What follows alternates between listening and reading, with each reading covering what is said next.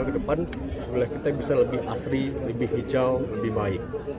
Untuk di wilayah kita sendiri ada berapa pohon mangrove? Untuk hari ini titik kita satu ini aja, titik satu. Nanti juga kita berdampak kepada wilayah hukum hijau utara sampai ke Tamiang. Jadi bertahap kita nih. Untuk tanamannya sendiri ada berapa batang? 3.500.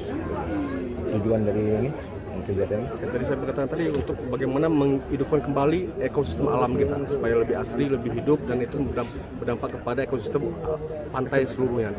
Kan sebelumnya, dan program ini sama untuk penghijauan Aceh, bahwa tanaman mangrove ini kita tahu bahwa pada saat waktu tsunami itu beberapa daerah itu terlindungi dengan adanya mangrove, dan kita tahu bahwa wilayah kita juga di pesisir ini ada beberapa yang sudah bagus, tetapi yang masih kosong harus kita tanam juga, sehingga sama kita contohkan di daerah Langsa itu sangat bagus ya. Kalau kita lihat juga, mudah-mudahan ini juga bisa diikuti dengan program Pak Wali sehingga akan sama dengan Langsa. Demikian.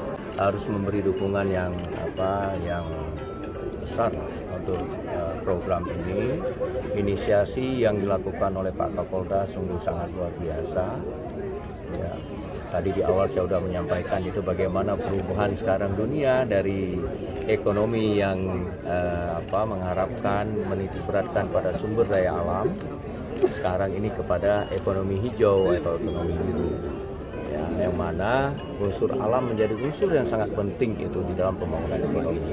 Hari ini merupakan wujud nyata yang kita lakukan bersama, khususnya oleh Pak Kapolda, untuk menunjukkan bahwa pemerintah Indonesia ini sangat concern untuk perubahan itu.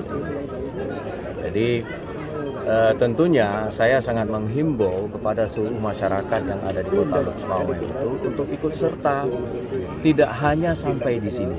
Tidak hanya sampai di sini hari ini kita acara seremonial menanam mangrove, tetapi ke depan saya berharap itu justru akan tumbuh dari masyarakat itu sendiri.